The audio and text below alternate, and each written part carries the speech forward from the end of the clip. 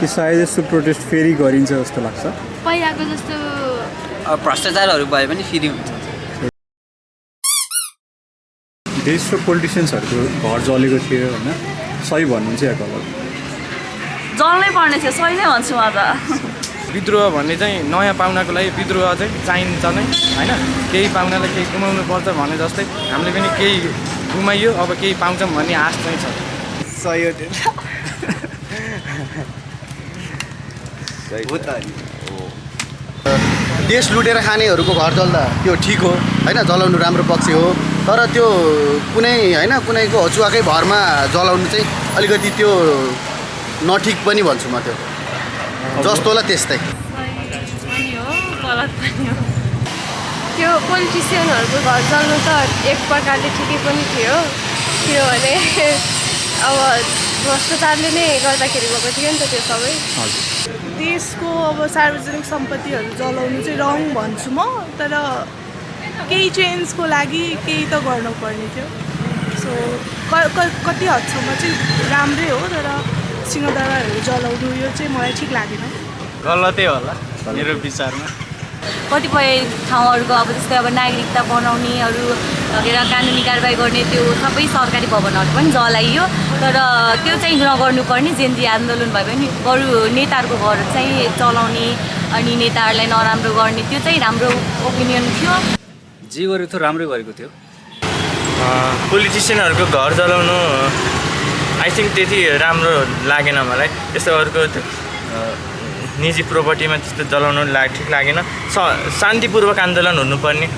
सही गलत हो कि सही हो खै? मालपोत कार्यालयहरू भयो, अनि सिंहदरबार त अब देशको ठुलै सबैभन्दा ठुलो प्रशासनिक भवनै जलेको छ होइन। सर्वोच्च अदालत, जिल्ला अदालतहरू, हरेक कार्यालय, जिल्ला प्रशासन कार्यालय। कतिको परिवारमा छोरा मर्यो, आमा बहिनीहरू बित्यो, त्यसले गर्दाखेरि परिवार त बिग्रियो नि त, एउटा राम्रो परिवार बिग्रियो, त्यसले गर्दा चाहिँ नराम्रो लाग्छ। अनि अब पहिला जस्तो अहिले त्यति डोमिनेट गर्ने छैन, अलिक इन्डिपेन्डेन्ट भएर चाहिँ ठिक पनि जस्तो लाग्छ। कि सायद यस्तो प्रोटेस्ट फेरि गरिन्छ होला? फेरि यस्तो सायद गर्न नपरोस् होइन, किनभने अब भइसकेको कुरा हामी जस्तो युवाहरूले पनि मनन गर्नुपर्छ, के गर्दा राम्रो के गर्दा नराम्रो भन्ने त अब हामी पनि छुट्याउने एजमा छौँ नि त।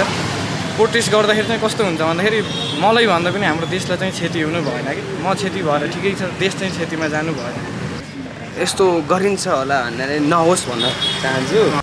यदि फेरि गर्नु पऱ्यो भने गर्छौँ। घरिघरि त लाग्छ एकचोटि फेरि यस्तो हुन्छ जस्तो चाहिँ लागिरहेको छ। पहिलाको जस्तो भ्रष्टाचारहरू भए पनि फेरि हुन्छ। त्यस्तो गर्छ होला जस्तो त लाग्दैन, किन भन्दा अहिले चाहिँ त्यस्तो नर्मल्ली सबै कुराहरू सबै भइरहेछ। अनि भनेको जस्तै मागहरू पनि पुरा भइरहेछ, अनि कतिपय कुराहरू नराम्रो थियो त्यो पनि राम्रो भइरहेछ। अब फेरि केही विकास भएन भने चाहिँ गर्नै पर्छ होला। अब यदि त्यस्तै भ्रष्टाचार भइरह्यो भने त पक्कै पनि हुनु पनि सक्छ। अब प्रोटेस्ट अब नयाँलाई अवसर दिने भनेर ती जेनजी आन्दोलन भयो, त्यो कुराले गर्दा अहिले तत्कालीन अवस्थामा पनि मलाई एउटा कुराको चाहिँ चित्त नबुझेको के हो भने यो हाम्रो जुन छ नि तपाईँको यो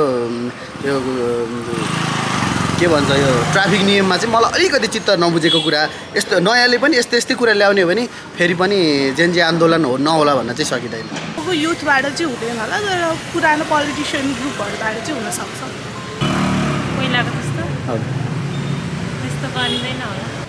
अब फेरि पहिलाको जस्तै दोहोरी हाल्यो भने त फेरि पनि हुनसक्छ। अब सायद यस्तो नहोला, किन भन्दा अब जेनजीहरूले सबैले चाहेकै प्रधानमन्त्री सबैकै चाहिएकै नेता आउनुभयो, त्यस कारण अब हुँदैन, अब विकास होला भन्ने आशा छ। तपाईँलाई अहिले फर्केर हेर्दा लाग्छ यो प्रोटेस्ट जेनजीले नभए कुनै बाहिरी शक्तिले गरेको जस्तो लाग्छ? नाम जेनजीको हो, हजुर। नाम चाहिँ जेनजी मुभमेन्ट भनेर निस्क्यो, तर बाहिरी पोलिटिसियनहरूको धेरै ठुलो हात छ। उक्साउने चाहिँ जेनजीलाई बाहिरी पोलिटिसियनहरूले नै उक्साएको चाहिँ हो। जुन चाहिँ नाम चाहिँ युवाहरूको थियो, अब काम चाहिँ अरू कुन प्रतिशोधले गर्दाखेरि अब अथवा बाहिरी शक्तिले गर्दाखेरि हो कि जुन देश यो भस्म भयो, त्यसमा चाहिँ एकदमै गलत नै जस्तो लाग्छ त्यो गरेको। किन भन्दाखेरि अब एउटा परिवर्तन गर्नको लागि त्यत्रो कसैको घर होइन, सरकारी कार्यालय, अस्पतालहरू, ठुल्ठुलो कार्यालयहरू जलाउनु पर्ने त्यस्तो केही देखेको थिएन। विपक्षीले भन्ने त्यही नै हो होइन। अब खै मलाई चाहिँ त्यो हो जस्तो लाग्दैन। अब किनकि अब आम सर्वसाधारण हामी जस्तो जनता युवा जेनजीहरूले यो गरेको हो, विदेशीको हस्तक्षेप छ जस्तो चाहिँ मलाई लाग्दैन। त्यस्तो त कुनै हदसम्म हो पनि जस्तो पनि लाग्छ। बाहिरी शक्तिले होइन जेनजीले गरे जस्तो लाग्छ अब उनीहरूले चाहिँ, मेरो विचारमा लाग्दैन मलाई त। त्यस्तो जेनजी नभए बाहिरी शक्तिहरूले त गरेको जस्तो त लाग्दैन। तर कोही सोच्दा हेर्दा चाहिँ हल्का राम्रो चाहिँ गरे, तर कुनै कुरामा चाहिँ नराम्रो पनि छ। हामी पनि गलत छौँ, जेनजीहरू पनि गलत छन् र नेताहरू पनि गलत छन्। तर देश बनाउने भनेको सबै मिलेर नै हो, सबै मिलेर नै बनाउँदा चाहिँ देशहरू राम्रो बनाउन सकिन्छ भन्ने मेरो ओपिनियन हो। हुनसक्छ जेनजीहरूको, किन भन्दा जेनजीहरूको धारणा भनेको शान्तिपूर्ण तरिकाले आन्दोलन गर्ने थियो। यत्रो ठुलो विनाशकारी बनाउने मेरो हिसाबमा बाहिरी कुनै शक्तिकै होला जस्तो लाग्छ। हामी जेनजीहरूले गरेको बाहिरी शक्ति बाहिरी शक्तिले त होइन त अब अलिकति बाहिरी शक्ति त होइन, हामी बाहिरी त होइन होला हौ।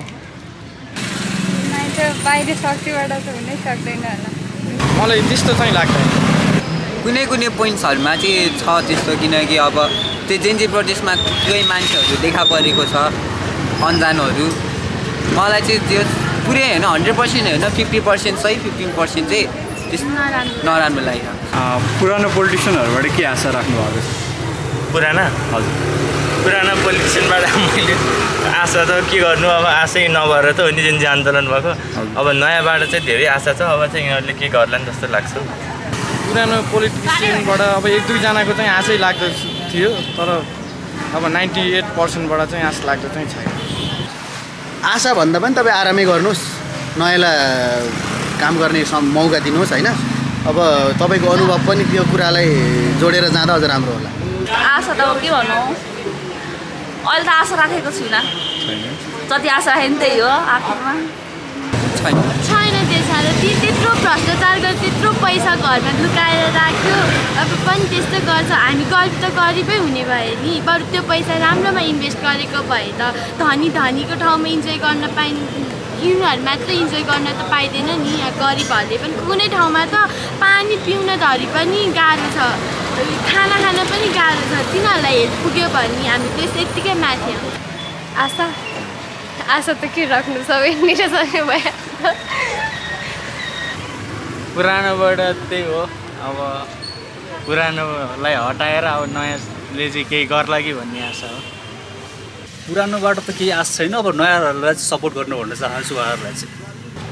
पहिलाको पोलिटिसियन्सहरूको उमेर पुगेको थियो कि तपाईँलाई लाग्छ राजनीति गर्न उमेर पुगेको हुनुपर्छ जस्तो? राजनीति गर्न उमेर त चाहिँदैन। अब एक्सपिरियन्सको हिसाबले चाहिँ अहिलेको उसमा चाहिँ अलिक गाह्रो छ होइन।